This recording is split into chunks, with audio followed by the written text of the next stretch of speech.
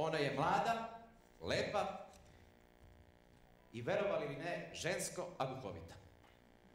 Dame i gospodo, naša gošća večeras je Marijana Aranđelović, stand-up komedija. Dobro večer, Marijana. Izvolite, mikrofon je vaš, ne bih vas uznemiravao, vidimo se posle. Važno. Moram kod doktora, samo nešto. Pa malo imam utisak kao da sam izašla da najavim da je film otkazan. Pitam se zašto. Baš neobična manifestacija. Pozorišna predstava koja je u stvari TV emisija, a sve se dešava u bioskopu. To je baš onako neobična koncepcija i Marina Abramović bi vam pozavidela na tome. Hvala. Kesići, Bugarski i ekipa, oni to zovu TV uživo, ili ti ne možemo da se pomerimo sa činjenicom da smo popili otkaz na televiziji. Mojmo tako, Marijana. Ali, dobro, sad kad nemamo Kesića na televiziji, da vidimo šta mi to u stvari imamo na televiziji. Da malo napravimo analizu tog TV programa. Španske serije, normalno. Poslednjih 15 godina Srbija je na Kosmodisku i na španskim serijama. Mislim, ja kao glumica malo zavidim tim glumcima u španskim serijama. To je stvarno slatka para. Pa ti zapleti su sasvim jednostavni, likovi laki da se ubodu. Tu ili si dobar i siromašan, ili si bogat i zao. Ako si dobar, a bogat, onda ne znaš ko ti je majka. Ćao. Preljubnici. A nemojte mi reći da niste odgledali ni jednu emisiju Preljubnika. Nijednu. Ja gledam. Ja jesam. I u šoku sam. Da li je moguće da svaki muškarac ili žena u ovoj zemlji vara svog partnera sa nekim šurakom ili bratanicom? Pa šta bi sa onim dobrim kao imam aferu sa kolegom sa posla? Ne, izgleda da su svi u ovoj zemlji nezaposleni ili se kreću samo među rodbinom. I onda čuješ brižljiv glas plemenitog voditelja. Ja vas molim da u ime emisije Balkanska preljuba pokušate da sačuvate vaš brak.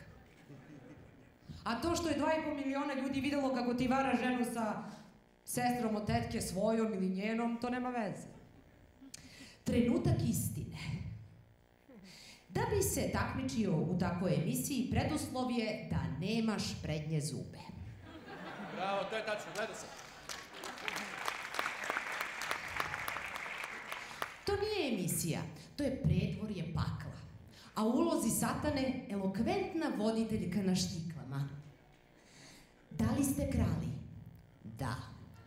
Vaš odgovor je istina. Aplauz! I 10.000 dinara je vaše, svaka čast! Idemo na sledeće pitanje. Da li ste ubijali? Da. Vaš odgovor je istina.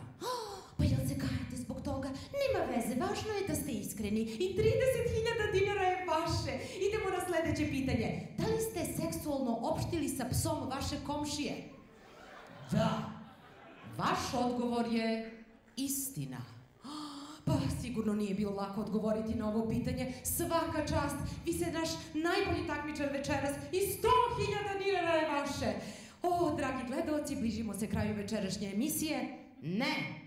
Bližimo se kraju civilizacije. I ako je dotle došlo, onda molim vas, vratite Kesića. Bravo! Bravo, Marijana! Kako ste, se niste smorili? Pa meni je najvažnije da se niste smorili. Ne, od kad je izmišljena ta reč, ljudi ne prestaju da se osjećaju tako. Evo moja mlađa sestra. Ona kad god dođe kući sa nekog ispita, puta, rođendana, proslave, pregleda, treninga, demonstracija, ja je uvek pitam kako je bilo. I ona uvek kaže jednu jedinu reč. Smor. Šta to znači? Bilo je dosadno, očekivala si nešto drugo, nije bilo puno ljudi, bila prevelika gužva, neko te davio dosadnom pričom, niko od tvojih prijatelja nije došao pa si stajala sama sve vreme, ti nemaš prijatelje, nisi bila raspoložena za druženje, bila si umorna, sumorna, čeznutljiva, tugaljiva, pao ti pritisak, žuljale te cipele, nedostajala ti je porodica, mislim znam da nije to u pitanju, pokušavam da ispucam što više opcija.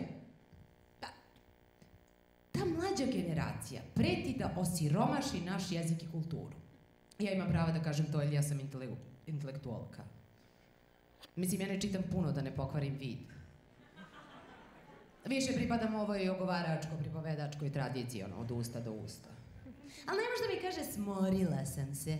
Pa ja iz tog smorila sam se, ne mogu da izvučem ni jednu temu za ogovaranje.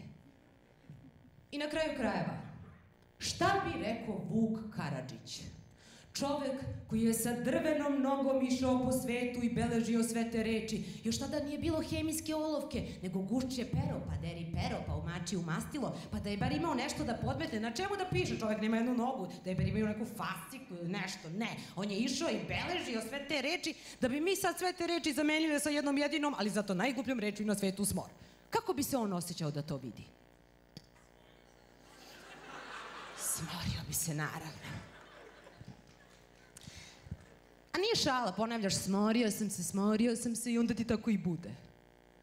Jer kakve su ti misli, takav ti je život. Što bi rekla Vesna Vukilić-Vendi.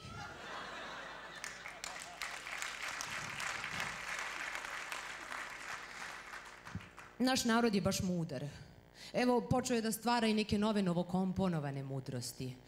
Ima ona, ja je mnogo volim, kaže, ko zna zašto je to dobro? Nešto se desi i onda neko mudro prokomentariše kao, ko zna zašto je to dobro? Pa šta sad to znači? Pa je li dobro ili nije dobro? I ako je dobro, ti ne znaš zašto je dobro, ali misliš da neko drugi možda zna. Pa to je kao da si rekao, ja sam glup, pitaj nekog drugog. Ne, naravno, ja sam svesna da smo mi Srbi veliki narod. Veliki narod. Samo što je planeta na kojoj živimo ogromna, pa onda mi u toj razmeri ne možemo uvek da dođemo do izražaja.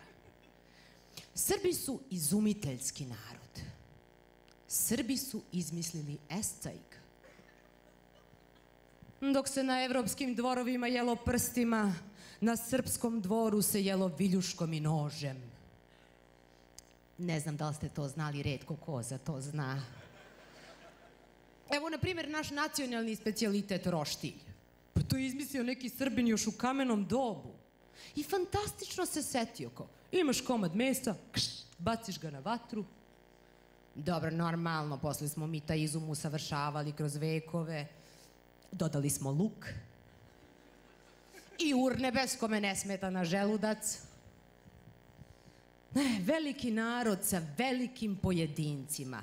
Čekaj, nabrojala sam Vuka Karadžića, Vesnu Vukilić-Vendi. I naravno da tu spada i Zoran Kesić. Molim vas. Zoran Kesić, ajmo aplauz. Kakav potencijal? On je pisac, on je reditelj, on je voditelj, on je imitator, on je glumac, on je stand-up komičar. Velika je sreća, ljudi, velika je sreća što Zoran Kesić nije gej. Ne mislim zbog nas žena, naravno. Ne, mislim zbog njega. Da je gej i da se ponaša onako kako se ponaša kad glumi geja, on nikada ne bi našao dečka. Ali, dame i gospodo, Zoran Kesić jeste, pa možda i naš najveći srpski showman. To je moje mišljenje, a i platili su me da to kažem. Zato, molim vas, zatvorite čakre kad već ne možete oči i uši i još jedan aplauz za Zorana Kesića.